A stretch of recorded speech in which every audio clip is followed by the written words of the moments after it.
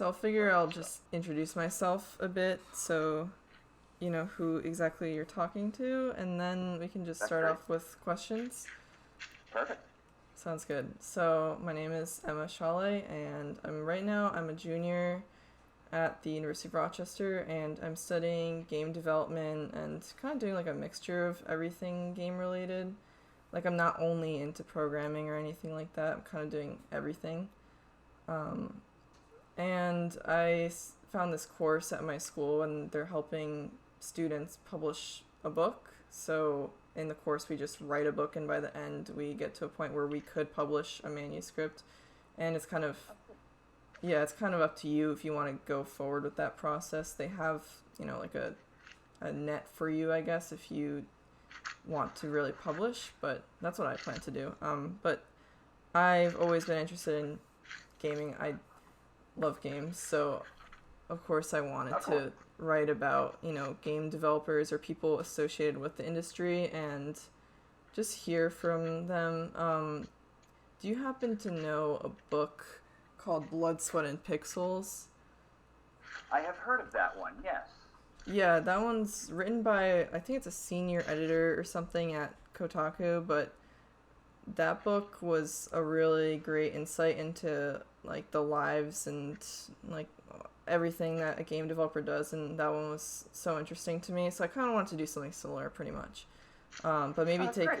maybe take it a little more bigger scope and um, talk to people who aren't just like the programmers. For example, I kind of want to get like every person who's involved in the game development process. So that's why like I thought talking to someone like you would be an interesting insight into like Twitch and YouTube and marketing with those Yeah. people. Yeah, so that's why I wanted to talk to you, and so hopefully that provides some context of why I'm talking to you right now.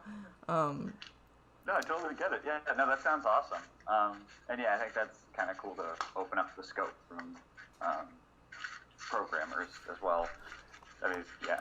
Because certainly, like, I mean, I know I've been in the industry for a long time, so I know a lot of people who were making games in like the late '70s and early '80s on like two-person teams, and all it was programmers basically. yeah, Um, and yeah, how much everything has changed in 40 years is pretty impressive. yeah, no, it is definitely like it's a changing industry. It's pretty volatile in Yeah, every regard. Um, so do you mind if I just start hitting you up with some questions go for it. now? All right, cool. So first of all, I was looking at your LinkedIn and what you've been doing, and it was interesting because I saw that you started off with like playwriting, and Yeah. I was wondering like how that transitioned into working in the game development industry. So it's funny, you started off with the thing I like to talk about the most. That's a good thing. uh, I was a theater major, worked writing theater, performing for a number of years, that sort of thing. And it got to the point where kind of, I had been sick. I had a brain tumor, and I still have it. But I was recovering, I was at home, I wasn't able to do much, so all I kind of did was stay in my house and just play video games. I couldn't do theater anymore, I couldn't do kind of anything like that while I was recovering or trying to recover. So I was playing video games, and I think the thing, for me, it was just the level of interactivity, right? It's not, theater is not like film in one very important aspect, which is no matter how prescribed a play is, or any piece of theater is, there's still a relationship between the audience, a living relationship between the audience and the performer. Yeah. The audience's reaction is going to change the way, in subtle ways, hopefully, the way the performer performs. And that relationship develops. And that's what video games are. Except, in a really weird way, you're the performer and the audience. Like in a single-player game, it's largely, you're the performer and the audience. And I find that really fascinating. And I bet, like, over the years working through this industry, I've found there's a really significantly high percentage of people who have theater backgrounds in the game industry. It just sort of naturally attracts lots of people who are into that aspect, whether they did theater tech or whether they were performers, writers, whatever. Did it in college, did it in high school, did it professionally in some cases. There is a lot of that. So, yeah, that's something I love talking about all the time. In fact, actually, when I was at Adult Swim, I was working with a young man who was at NYU at Tisch, at the game center over there, learning over there. And he had been working on a project called Peter Panic, which was a video game. Kind of plays like WarioWare, but it's a Broadway musical with Broadway singers, and you're basically playing through a musical about a musical. But the game is a musical with Broadway. It's basically an entire Broadway musical in your pocket, and I was just like tickled by it. We ended up publishing it. It was awesome. Very cool. But yeah, like I love that sort of thing. That's interesting that you say that about like the connection between theater and video games, because I also, well, I come from more of a like art design background, and I originally intended to study photography in college, but it kind of fell through because I like to tell stories, and for me, they do say that, you know, a picture tells 1,000 stories. I mean, 1,000 words, but I just found that it was a little too stale for me, and that's why I kind of got into more like video and game development-y stuff, because I found that you could tell stories so much better through those mediums. So it's interesting that you tell that, you know, similar like transition from theater not being perfect enough to tell, you know, stories or communicate with, you know, the audience, as you said, and transitioning into more gaming for that outlet. Yeah, and I think more as games sort of evolve, I think more people start seeing those connections, and I think you see more of the theater community sort of rallying around games in some ways, because there is so much there that's just shared interest. Yeah, for sure. So something I'm wondering about is how exactly is your like daily work life like, if there is like a daily work life at all? It really changes up. It really, you know, it depends. Like right now, recently, things have been really, really busy trying to get Doom Eternal out, or now that it is out, working on that, getting it to people. We did a bit of a road tour. So there were some YouTubers who were really big fans of the game, and some people on Twitch who were big fans of the game. And so I'm an influencer manager. So I work with YouTube content creators, I work with Twitch streamers, I work with people on Mixer, Facebook, all of these, wherever people are streaming live games. That's kind of who I work with. So we went around the country, myself, and I brought Hugo Martin, who's the game director for Doom Eternal. And we just, rather than have them come to an event, we went to their houses. So we went to Markiplier's house and just brought the game with us. And he could get capture and that sort of thing. I do remember seeing that on Markiplier's channel, yeah. It was awesome. Yeah. Yeah, and he had a great time with it. He's a big Doom fan. And just being able to do things a little bit more in more of an intimate space, as opposed to just like, you know, renting a space and then having a whole bunch of people come in. It was more one-on-one, which I think is really cool. But we also then, like a week later, we went to Atlanta and we went to T-Pain's house. And then we played on his Twitch stream, which was just a blast. It was just so much fun. But it was kind of just finding ways to do that. But that's, of course, there's a lot of work involved in just trying to do these things and do that. And now, obviously, won't be traveling anywhere for who knows how long. So now it's more looking at the videos as they come in, supporting streamers however they need it. I'm also working a lot with our own streams that we put out and helping with transitioning to, right now, obviously, we have to do them all from home. So we don't have a studio that we can use at the moment because we're all, you know, quarantined. So try to set that up and do that. So that's a lot of what I do. It's kind of like PR in the sense that you're taking established information and bringing it to sources and then having them disperse that information in that way, like PR. But, there are certain differences, I'd say, in a lot of ways between influencers and the general press, or even enthusiast press. So right the now, way they approach the material, but it's yeah.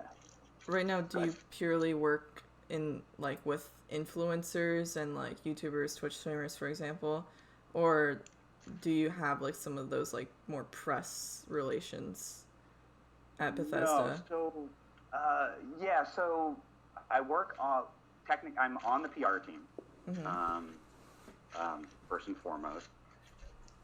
But I'm kind of on every title, so because there aren't we don't have a team of influencer managers. It's largely me in the office. So I'm kind of on every title, but then I can just sort of focus more on the influencers as opposed to also all of the press or press people, or even any of the press for the most part. So we have people for that as well. Generally the PR lead for each project is handling those relationships. Very interesting. So another thing I've been wondering is, you also mentioned on your LinkedIn page that you have worked from, a AAA title to something like an intimate indie game. So based on the marketing and, influencer relations that you've been talking about, how would that change for an indie game versus a more AAA title? It's weird because in a lot of ways it doesn't. Because I mean, in some ways it certainly does. In some ways it's the scale-wise it's certainly different. But I think in the fundamentals it's pretty much the same. Because a lot of the way I do things, and not everybody does this, but my approach to influencer management is very organic, and it's very much just knowing who to talk to and who to ask, and trying to find people who are already kind of pretty excited about the game. That's easier on a title like Doom, where obviously it's been around for a very long time. There's huge fans everywhere. People grew up playing it. There's lots and lots of fans, as opposed to the indie games. I worked on Go Home Dinosaurs, and then I worked on a game that I designed called Let's Quit. And those we just had to there's not budget for it, so it's more just really finding some people who are into the concept of the game, just talking to people, finding out people who are interested in the game, and then making them kind of feel like part of the whole development of it, and feel like they're part of something bigger, and can help make something bigger, something that they actually care about. So it kind of, that also happens even on this level, with people who are big fans of any of our franchises, getting them access to the game early. I could do that, if they're legitimate, huge fans. But a lot of it really comes down to that when you're at the organic level. That's interesting. I don't know how much you can talk about this exactly, but how does a communication with an influencer work in terms of how that deal works, financially or branding wise, if that makes sense? Yeah, so I'm not going to get too much into the particulars of it. But, yeah, of course. Into the deep particulars of it. But like I said, most of the stuff I do is organic, which is unpaid. Okay. That's not paying for somebody or sponsored videos. It's not a lot of what I do. Certainly, that's part of what I do occasionally, but it's not generally the thing I spearhead. There's another kind of department for paid activations.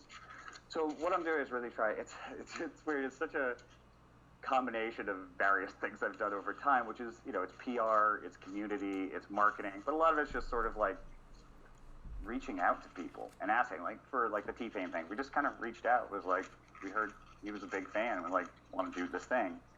And I think the fact that it was just weird enough and novel enough and kind of thought it up, he was just yeah, let's do this. So that's left. So it really is. I mean, it's just more about being like, and of course, lots of people say no, like they don't want to do it or whatever. That's totally fine. That's totally expected. But you find the people who really kind of want to do something with it, really want to find or have a passion for it and are interested in it, and that works for me. That's kind of always what I'm looking for. Even with sponsored stuff, you want people who are already fans, so that it doesn't feel like you never want it to come off like somebody clearly hates something, but they're just like, yeah, I'm getting paid, so I love it, Yeah. Because everybody can read that. So you really do want people who really do care and really do love something, to be honest, whether it's paid or not. Yeah, definitely. It can be really obvious when you watch their videos or streams. Yeah. Yeah, and you never want to be stuck in a situation like that. It gets really cringy really quickly, and yeah, I think an audience can feel uncomfortable for them, uncomfortable for the brand, uncomfortable for themselves having to watch it. So you try to avoid those things if at all possible. Yeah, just try to avoid that kind of thing. I'm wondering also, how has influencer marketing changed over time? Because if I read it correctly on your LinkedIn profile, it seems like you've been doing this for a while. And how has it changed over time for you, or has it not really changed at all? It's very much changed, wildly changed. So yeah, I've been in the industry since 2004, and I mean, when I first started, so say 2004 to 2010, influencer marketing wasn't even a thing, because there wasn't really, I mean, there was some social media, but it was really nascent. Facebook and Twitter were coming into their own. There was Justin TV, but people weren't doing a ton with gaming on there. Certainly there was stuff. There were gaming podcasts and gaming streams on Justin TV and other video services, but it wasn't like a thing. It didn't have that groundswell. And people put up videos on YouTube, but it was kind of a different thing. There wasn't, nobody saw that as influencing.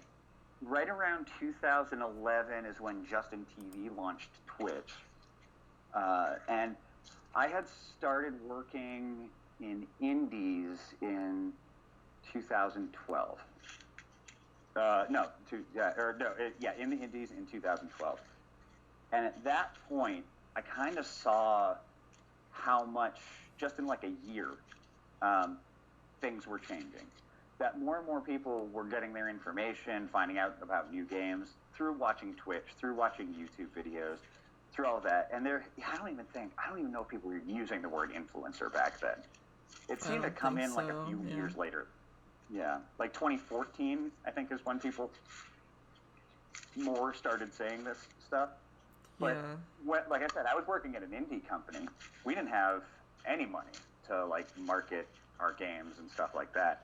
So we had to find ways to do it ourselves. So I just kind of started reaching out to these streamers that I liked a lot and seeing if they wanted a free key for our game, wanted to check out our games. And, all of us were new at this. So even you have people who were on there streaming and getting big audiences and stuff, but they don't even know what they're doing with this. And we're all just trying to figure it out together early on, which was a lot of fun. It was a little bit like the Wild West, but I would say that there was a real feeling that this was a big new medium, and it wasn't like television. It was something different than that. So there was that. And then over time, obviously it got bigger and bigger. And then as more people started understanding the value of it, and then you started having agents come in, and people, you have people getting huge brand deals and stuff like that. It kind of changed the way things work in a lot of ways. I would say certainly there's more money in it now, being invested in it one way or the other. And I think also more mainstream recognition. For sure. The fact that there's streamers that my mom would even be able to, who's retired, would be like, oh yeah, I know who that is. Yeah. I saw him on TV. They were Jimmy Kimmel or something like that. When she heard about the Markiplier thing, she was really excited because she knows who Markiplier is. So whereas, a few years ago, that never would have happened. Even like 2015, nobody would have known any of that stuff for the most part. Mm-hmm. It wasn't really, I would say, kind of like Fortnite and the Battle Royales hitting Twitch really kind of changed the conversation. Yeah, definitely. They brought a lot more money, a lot more audiences in. Yeah. Yeah, no, for sure. Another question I have is, because as far as I'm aware, you're a bit of an influencer yourself from what I can see on your Twitter, right? So do you feel like the self that you put on Twitter or, like on any medium is actually yourself, or do you feel like you have to put on like a face a bit when you go on those platforms? I think back in the day, I probably put on more of a face. But as I've gotten older and probably a little bit more cynical, I think I'm more comfortable just being like, look, this is just who I am. That's fine. Let's just, I'm one of these people, like, I'm excited. I love showing people stuff. Like, oh, I'm excited in this thing. Check this out. Like, I was doing that today, like, in our teleconferencing call, being like, everybody needs to watch Tiger King, like, right now. That's so, yeah, I think now more and more just me at this point. A little less performative. Yeah, I was going to say, I generally would believe that it's healthier to keep the two the same.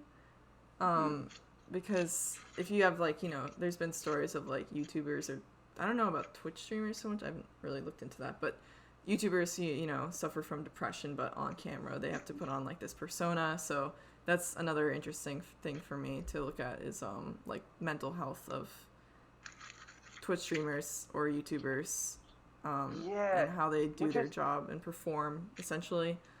And there's a lot of that, too, because this is another thing I talk to streamers all the time about, because I really do. I really care about their mental health, and I know how, think about it like this, is that these are a lot of them are kids, right? They're in their late teens, early 20s. They're not only are they small business owners, they're single-handedly building a brand.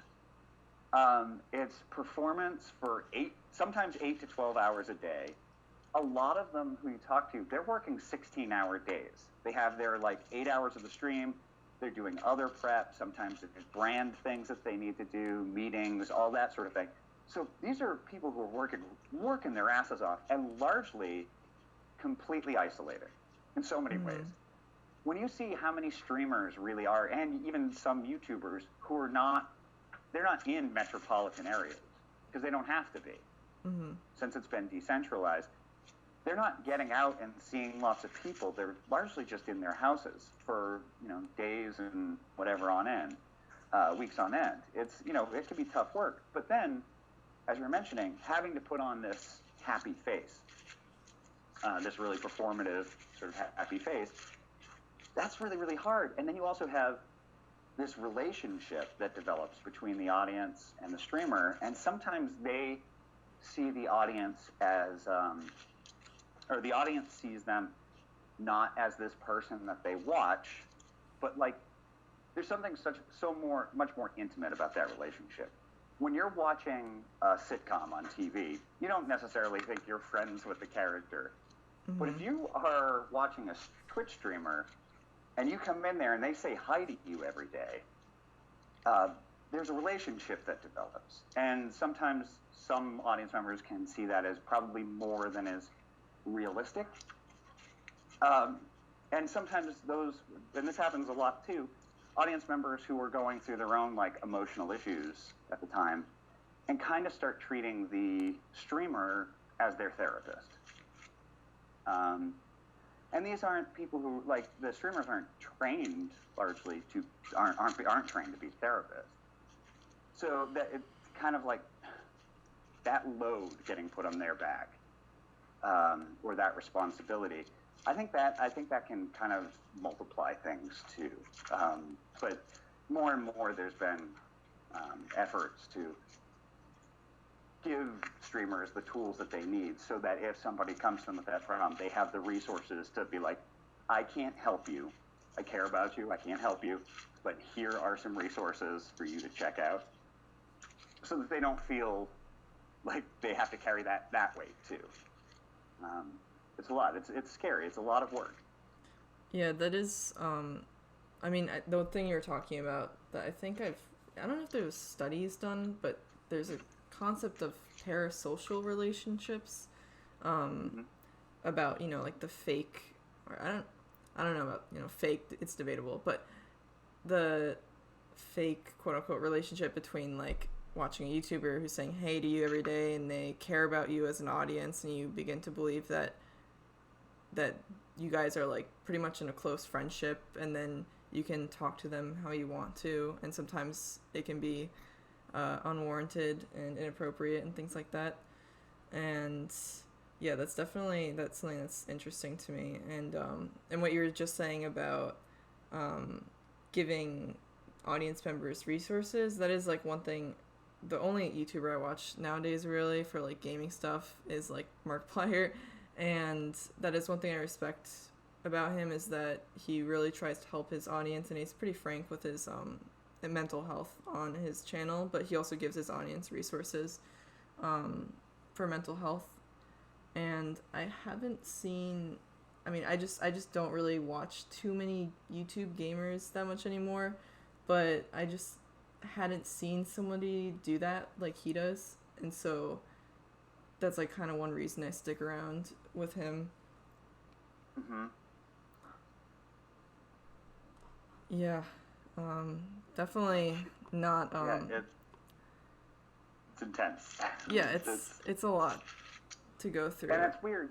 Yeah, there's a delicate dance to it, right? Like, because there's so many subtleties to that and the stakes are kind of high, that it can be a really difficult situation. And I'm glad there's starting to be more resources and more people thinking about this, without a doubt. Yeah, totally agree. So moving on from this heavy topic, I figure we can move on to a little bit of a lighter topic. So I'm just curious about, as for you, what kind of games did you play when you were younger, and what kind of games do you play now? So I was, way into games from early childhood. I remember, like, getting an Atari, the Atari 2600. We had an Atari PC, the XL, so we had that. But my grandfather would also bring us we lived near a beach in Massachusetts that had, like, old-timey arcades. It was very, very beachy. And we would go down there, we'd, play Pac-Man and whatever. Ms. Pac-Man was my personal favorite. I'm not as good at it anymore as I used to be, but I used to be able to kill at it. And, we played a lot of home games through the Atari, through when we got an Atari and all of that. But also with the computer, I think the first game I really became somewhat obsessed with was Zork, which was an old text adventure from 1979, made by students at MIT. But it was one of the first big kind of mega hit games for home systems, but it was just a text adventure. But me and my brother would spend, like, just hours every day trying to solve all the puzzles in it, making gigantic maps, and it was a lot of fun. And then it kind of kept up through. I didn't play. I guess in high school we played. That was when the first Doom came out. I played a lot of that. And then in college it kind of dropped off a little bit. Played a lot of GoldenEye, as everyone did. That was mainly what it was for. It was largely after college that I started getting really, really back into it when I got sick. So, yeah. Are there any games you play nowadays, or has that kind of fallen off your radar? No, I mean, I still play a lot of games. I play a lot of hour games, partially for work, but also because they're some of my favorite games. Like I said, I've been a Doom fan since the beginning. have been like, I would say, I'm not gonna lie and say I was an Elder Scrolls fan from the beginning because I didn't really play Arena. It was more later stuff, like Morrowind is when I started really getting into it, and I played all the Fallout games and stuff, so that was big. But nowadays I play a lot of sports games. I just like that. On my own, if I'm just sitting around, I'll just kind of like play sports sims. I really like NBA stuff, and especially now considering there's no NBA season left. I'm kind of creating my own to keep myself entertained. That's funny. And so I think this is pretty much my last question, but just because I'm not sure exactly how applicable this is to you actually, but just bear with me. If you had infinite time and resources, what kind of game would you like to create? Oh wow. I think I could tell you because I have it in my head, and I have for a long time, and I can't imagine it'll get done. I've always wanted to make a game based on Tremors, the movie Tremors, and I would love it for it to be sort of asynchronous multiplayer. So, a whole bunch of people playing the humans in the town, and then one or two people playing the graboids, the worms in there. But my dream was always to make it that if you're playing any of the people, it's going to play like your average, like, third-person or first-person shooter.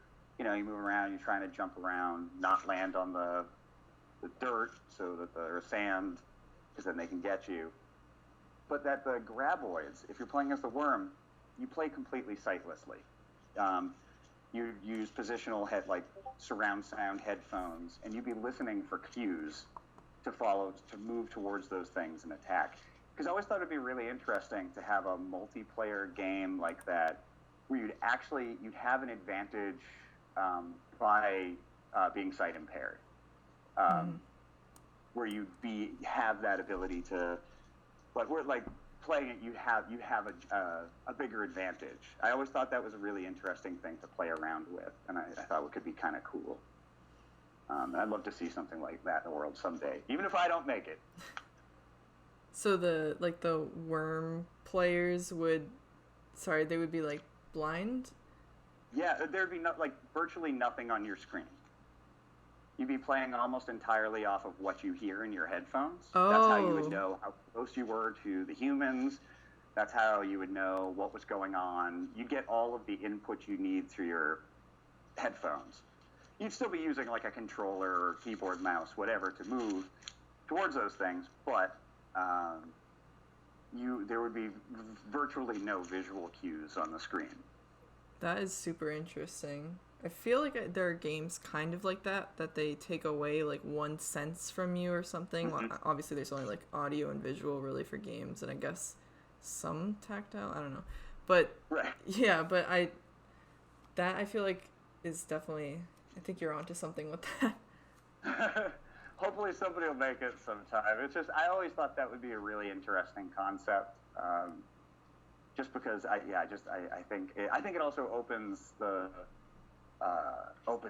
multiplayer game up to more people in a way that I think is in a way that it means something in a way that has weight and value.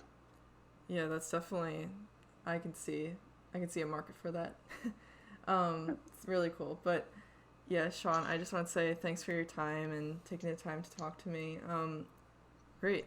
Yeah, thank you so much. No problem. It was great getting a chance to talk to you, and good luck on your paper. Thank you. If you need anything else, just let me know. All right, thanks, Sean, and have a nice rest of your day, and keep safe. You too. Have a good one. Bye.